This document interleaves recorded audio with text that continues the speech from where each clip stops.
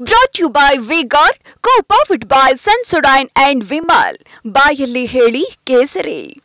Associate sponsor Ultratech Cement. Co-sponsored by Saptagiri NPS University.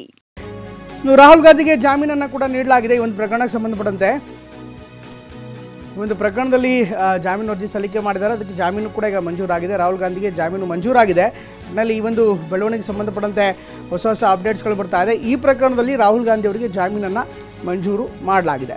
ಇನ್ನು ರಾಹುಲ್ ಗಾಂಧಿ ಈ ಪ್ರಕರಣದ ಡೀಟೇಲ್ಸ್ಗಳು ಜೊತೆಗೆ ಈ ಪ್ರಕರಣಕ್ಕೆ ಸಂಬಂಧಪಟ್ಟಂತೆ ಯಾವ ರೀತಿ ಒಂದು ಪ್ರಕರಣದ ನೇಚರ್ ಹೇಗಿದೆ ಅಥವಾ ಕೇಸ್ನ ಗ್ರಾವಿಟಿ ಎಷ್ಟಿದೆ, ಅದರ ಆಳ ಅಗಲ ಎಷ್ಟಿದೆ, ಇದೆಲ್ಲವೂ ಕೂಡ ನೋಡಬೇಕಾಗುತ್ತೆ. ಬಹುಶಃ ಎಲ್ಲ ಆಯಾಮಗಳನ್ನು ಚರ್ಚೆ ಮಾಡಿ ಎಲ್ಲ ಆಯಾಮಗಳಿಂದ ಕೋರ್ಟ್ ಕೂಡ ವಿಚಾರಣೆ ನಡೆಸಿ ಅಂತಿಮವಾಗಿ ರಾಹುಲ್ ಗಾಂಧಿ ಅವರಿಗೆ ಜಾಮೀನು ಮಂಜೂರು ಮಾಡಿದೆ. 42ನೇ ACMM ಕೋರ್ಟ್ನಿಂದ ಈಗ ಜಾಮೀನು ಮಂಜೂರಾಗಿರುವಂಥದ್ದು ಇದೇ ಪ್ರಕರಣಕ್ಕೆ ಸಂಬಂಧಪಟ್ಟಂತೆ.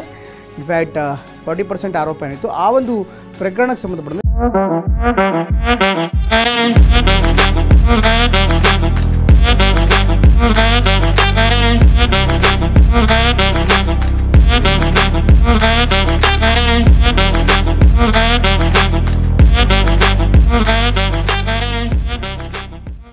ಜಾಮೀನು ಮಂಜೂರಾಗಿದೆ ಅನ್ನುವಂಥ ಮಾಹಿತಿ ಲಭ್ಯವಾಗ್ತಾ ಇದೆ.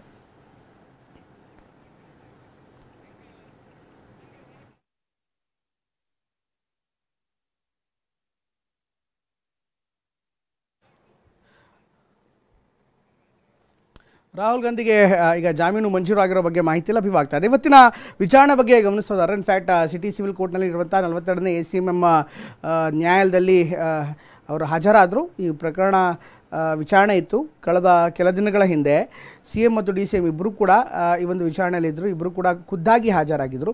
ಈಗ ನೇರವಾಗಿ ರಾಹುಲ್ ಗಾಂಧಿ ಅವರು ಕೂಡ ಇಲ್ಲಿ ಹಾಜರಾಗಲೇಬೇಕು ಅನ್ನುವಂಥ ಸೂಚನೆ ಕೂಡ ಇತ್ತು. ಹೀಗಾಗಿ ಈ ಒಂದು ಕಾರಣಕ್ಕೋಸ್ಕರ ಅವರು ಕೂಡ ಬಂದಿದ್ದರು. ಒಂದು ವೇಳೆ ಬರದೇ ಇದ್ದರೆ ವಾರಂಟ್ ಸೇರಿದಂತೆ ಇನ್ನಿತರ ಕಾನೂನು ಕ್ರಮಗಳು ಆಗ್ತಾಯಿತ್ತು. ಈ ಕಾರಣಕ್ಕೋಸ್ಕರ ಈಗ ರಾಹುಲ್ ಗಾಂಧಿ ಕೂಡ ಕೋರ್ಟ್ಗೆ ಬರಬೇಕಾಯಿತು. ಒಟ್ಟಿನಲ್ಲಿ ಎಲ್ಲ ಬೆಳವಣಿಗೆಗಳನ್ನು ಗಮನಿಸ್ತಾ ಇದ್ದರೆ ಈಗ 40% ಕಮಿಷನ್ ಆರೋಪಕ್ಕೆ ಸಂಬಂಧಪಟ್ಟಂತೆ ಈಗ ರಾಹುಲ್ ಗಾಂಧಿಗೆ ಜಾಮೀನು ಮಂಜೂರಾಗಿದೆ ಅನ್ನುವಂಥ ಮಾಹಿತಿ ಕೂಡ ಲಭ್ಯವಾಗ್ತಾ ಇದೆ. ಜಾಮೀನು ಮಂಜೂರಾಗಿದೆ. ಈ ಒಂದು ಪ್ರಕರಣದಲ್ಲಿ ವಾದ ವಿವಾದ ಪ್ರತಿವಾದವನ್ನು ಕೂಡ ಗಮನಿಸಿ 40% ಕಮಿಷನ್ ಜಾಹೀರಾತು ಆರೋಪದಲ್ಲಿ ಸದ್ಯಕ್ಕೆ ರಿಲೀಫ್ ಕೂಡ ಸಿಕ್ಕಿದೆ. ಅಂದರೆ ಯಾವುದೇ ತೊಂದರೆ ಇಲ್ಲ. ರಾಹುಲ್ ಗಾಂಧಿಗೆ ಜಾಮೀನು ಮಂಜೂರು ಮಾಡಲಾಗಿದೆ.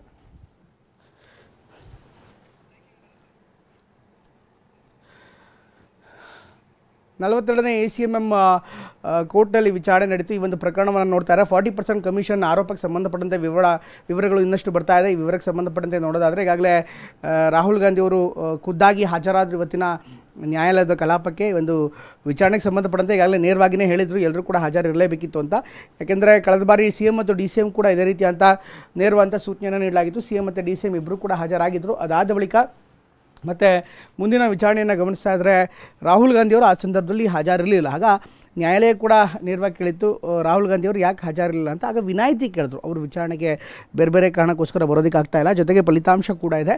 ರಾಷ್ಟ್ರೀಯ ರಾಜಕಾರಣದಲ್ಲಿ ಅವರು ಕೂಡ ಲೋಕಸಭಾ ಚುನಾವಣೆಯಲ್ಲಿ ಬ್ಯುಸಿಯಾಗಿರುವಂಥ ಹಿನ್ನೆಲೆಯಲ್ಲಿ ಕಲಾಪಕ್ಕೆ ಹಾಜರಾಗೋದಕ್ಕೆ ಸಾಧ್ಯವಾಗ್ತಾಯಿಲ್ಲ. ಈ ಒಂದು ಕಾರಣಕ್ಕೋಸ್ಕರ ವಿನಾಯಿತಿ ಕೊಡಬೇಕು ಅಂತ ಹೇಳಿತ್ತು. ಆ ಒಂದು ಸಂದರ್ಭಕ್ಕೆ ಅಂದರೆ ಪ್ರಾಬಲಿ 2ನೇ ತಾರೀಕಿನಾಗಿರುವಂಥ ಘಟನೆ, ಅಂದರೆ 2ನೇ ತಾರೀಕು ಬದಲಾಗಿ 2ನೇ ತಾರೀಕು ಆಗಿರುವಂಥ ಘಟನೆ. ಇನ್ಫ್ಯಾಕ್ಟ್ ಅದಾದ ಸಂದರ್ಭದಲ್ಲಿ ಸಹಜವಾಗಿ ಅವರ ರಾಹುಲ್ ಗಾಂಧಿ ಪರ ವಕೀಲರು ಕೂಡ ವಿನಾಯಿತಿಯನ್ನು ಕೇಳಿದರು. ಆ ಸಂದರ್ಭಕ್ಕೆ ಆ ದಿನಕ್ಕೆ ವಿನಾಯಿತಿ ಕೊಡಲಾಗಿತ್ತೆ ಬಿಟ್ಟರೆ ಮತ್ತು ಮುಂದಿನ ಬಾರಿ ವಿಚಾರಣೆ ಇದ್ದಂಥ ಸಂದರ್ಭದಲ್ಲಿ ಅವರು ಖಡಾಖಂಡಿತವಾಗಿ ಹಾಜರಾಗಲೇಬೇಕು, ಖುದ್ದಾಗಿ ಹಾಜರಾಗಲೇಬೇಕು ಅನ್ನುವಂಥ ಸೂಚನೆಯನ್ನು ಕೂಡ ನೀಡಲಾಗಿತ್ತು. ಈ ಒಂದು ಕಾರಣಕ್ಕೋಸ್ಕರ ಇವತ್ತು ನ್ಯಾಯಾಲಯಕ್ಕೆ ಹಾಜರಾಗಿದ್ದಾರೆ. ಈ ನ್ಯಾಯಾಲಯದಲ್ಲಿ ಕಲಾಪ ನಡೀತಾ ಇದೆ. ಈ ಕಲಾಪದಲ್ಲಿ ಅವರಿಗೆ ಜಾಮೀನು ಅರ್ಜಿ ಕೂಡ ಮಂಜೂರಾಗಿದೆ. ರೈಟ್, ಇವಾಗ ಇನ್ನಷ್ಟು ಹೆಚ್ಚಿನ ಮಾಹಿತಿನ ನೀಡ್ತಾರೆ ನಮ್ಮ ಪ್ರತಿನಿಧಿ ಪ್ರದೀಪ್. ಇವತ್ತಿನ ಕೋರ್ಟ್ ಕಲಾಪಗಳು ಏನಿತ್ತು, ಅಂತಿಮವಾಗಿ ಜಾಮೀನು ಮಂಜೂರಾಗಿದೆ. ರಾಹುಲ್ ಗಾಂಧಿ ಬಂದ ನಂತರ ವಾದ ಪ್ರತಿವಾದಗಳು, ಅವರ ವಕೀಲರು ಯಾವ ರೀತಿ ವಾದ ಪ್ರತಿವಾದ ಮಂಡಿಸಿದ್ರು, ಕೋರ್ಟ್ನಲ್ಲಿ ಕಲಾಪ ಏನಾಯಿತು? ಪ್ರಮೋದ್, ಬಿಜೆಪಿ ವಿರುದ್ಧ ಕಳೆದ ವಿಧಾನಸಭಾ ಚುನಾವಣೆಯಲ್ಲಿ ಭ್ರಷ್ಟಾಚಾರದ ರೇಟ್ ಕರೆಗೆ ಜಾಹೀರಾತನ್ನು ಕೊಟ್ಟಿದ್ದು ಕಾಂಗ್ರೆಸ್ ವತಿಯಿಂದ ಈ ಪ್ರಕರಣದ ಹಿನ್ನೆಲೆ 3ನೇ ಆರೋಪವಿರುವಂತಹ ಕಾಂಗ್ರೆಸ್ನ ನಾಯಕ ರಾಹುಲ್ ಗಾಂಧಿ ವಿಚಾರಣೆಗೆ ಖುದ್ದು ಹಾಜರಾಗಬೇಕಂತ ನ್ಯಾಯಾಲಯ ಸೂಚಿಸಿತು. ಈ ಹಿನ್ನೆಲೆ ಸರಿಯಾಗಿ 11 ಗಂಟೆಗೆ ನ್ಯಾಯಾಧೀಶರ ಮುಂದೆ ರಾಹುಲ್ ಗಾಂಧಿ ಹಾಜರಾಗಿದ್ರು. ಸದ್ಯ ರಾಹುಲ್ ಗಾಂಧಿಗೆ ಕೋರ್ಟ್ ಜಾಮೀನನ್ನ ಮಂಜೂರು ಮಾಡಿದ್ದು.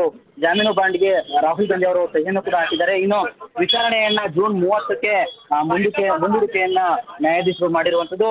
ಡಿಕೆ 11 ಗಂಟೆಗೆ ಆಗಮಿಸಿದ್ದಂತಹ ರಾಹುಲ್ ಗಾಂಧಿ ಅವರಿಗೆ ಈಗ ಸದ್ಯಕ್ಕೆ ಜಾಮೀನು ಮಂಜೂರಾಗಿರುವಂತಹ ಮಾಹಿತಿ ಸಿಕ್ಕಿರುವಂತದ್ದು. ಪ್ರಮೋದ್, ಓಕೆ ಧನ್ಯವಾದ ಪ್ರದೀಪ್ ಎಲ್ಲ ಮಾಹಿತಿಗಾಗಿ. ಇದು ನಮಗೆ ಸಿಗ್ತಾ ಇರುವಂಥ ಮಾಹಿತಿ. ಇನ್ನೇನು ಕೆಲವೇ ಹೊತ್ತಿನಲ್ಲಿ ಅವರ ವಿಚಾರಣೆ ಏನಿತ್ತು, ಆ ಒಂದು ಪ್ರಕರಣದ ವಿಚಾರಣೆ ಇತ್ತು, ಕೆಲವೇ ಹೊತ್ತಿನಲ್ಲಿ ಮುಗಿದಿದೆ ಅನ್ನುವಂಥ ಮಾಹಿತಿ ಲಭ್ಯವಾಗ್ತದೆ. ಯಾಕೆ ಬ್ರಾಟ್ ಯು ಬೈ ವಿಗಾರ್, co powered by Sensodyne and Vimal. ಬಾಯಲ್ಲಿ ಹೇಳಿ ಕೇಸರಿ. Associate sponsor UltraTech cement. Co-sponsored by Saptagiri NPS University.